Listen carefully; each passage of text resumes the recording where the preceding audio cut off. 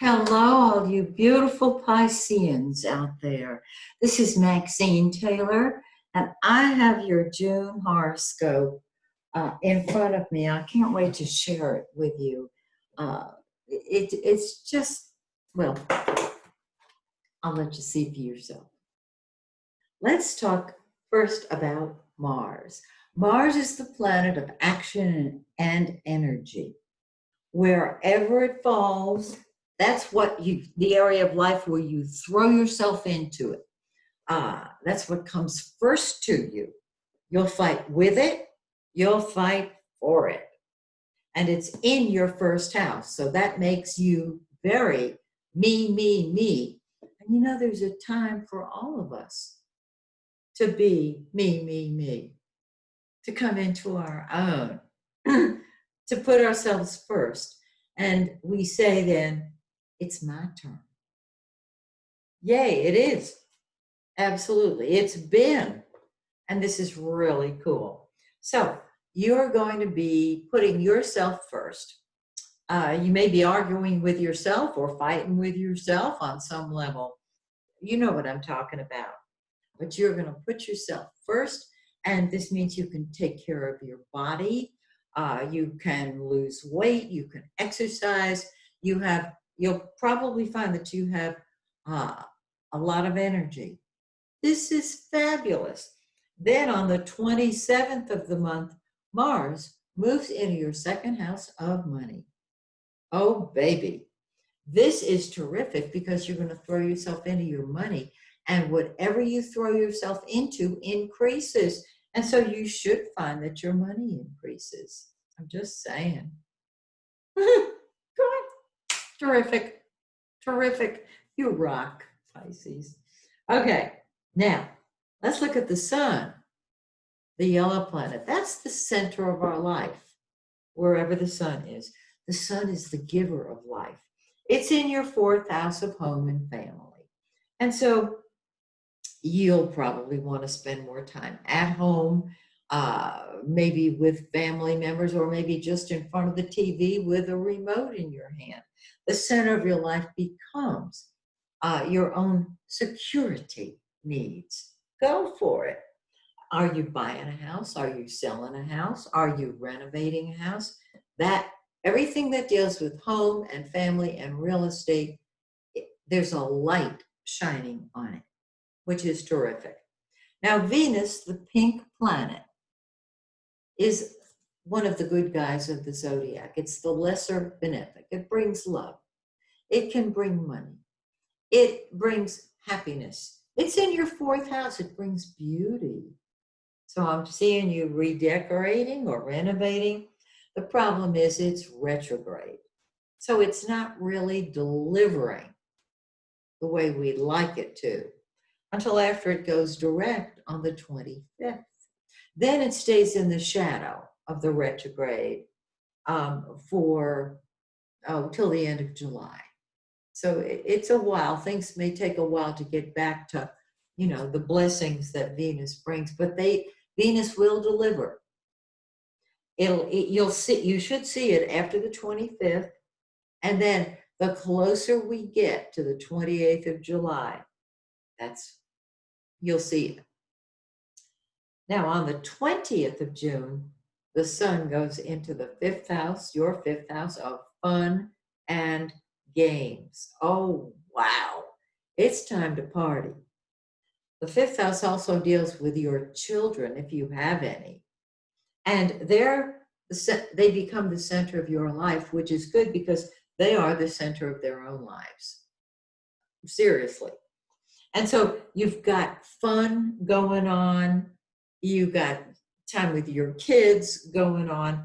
You have time to be creative. It's really lovely. Mercury, however, is in your fifth house, getting ready to go retrograde.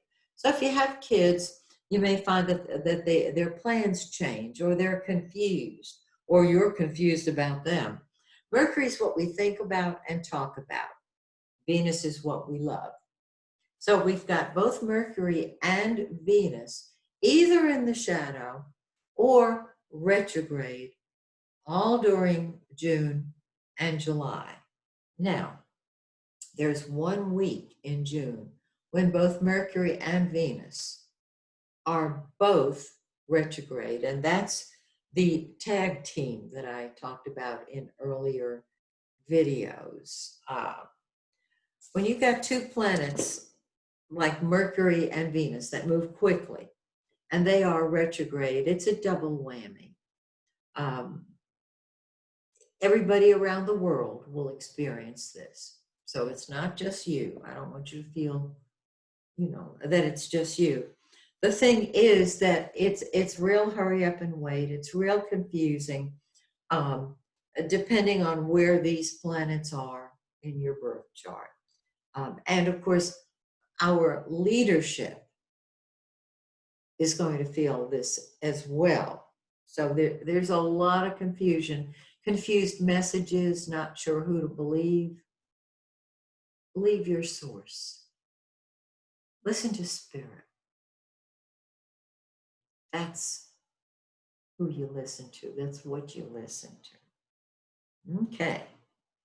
Now, we have 2 eclipses in June, one on the new moon, the other on the full moon. The full moon on June 5th, and it's June 5th in the United States. It is not necessarily the 5th in your country, so you want to change the date, of course. The full moon is a lunar eclipse, and that's when everything comes to a head on the full moon. A lunar eclipse is very powerful. We feel it about a week before it occurs, at least a week ahead, and till the next pair of eclipses come along, but they're really strongest 3 to 4 months after they occur. So that's September and October. In July, we have another eclipse. Add November into the mix. Now, this full moon lunar eclipse is in 15 Sagittarius 34. Find 15 Sag in your chart, 15 Sag 34, and see where it falls in your birth chart and combine it with the solar chart, and you'll have quite a wonderful picture. You might say, I don't have a copy of my chart. Well, I got you covered. If you go to my website, MaxineTaylor.com, you'll see that I have a new offer, and that is a copy of your actual chart, the chart itself. It's not an interpretation. It's not ask me questions. It's nothing like that. It is the printout of the actual chart for $5. I want everybody to be able to afford it because I think it's important that everyone has a copy of their own birth chart.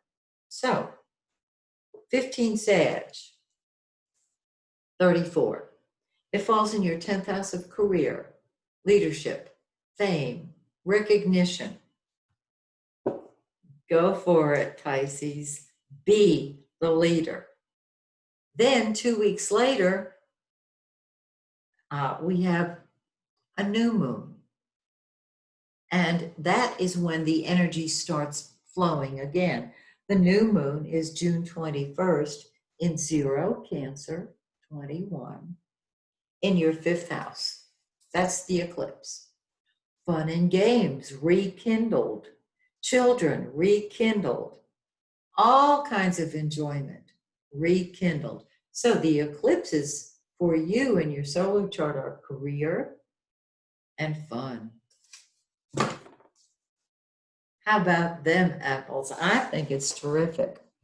So I hope you will join me next month in July, when once again I take a look at your forecast. And until then,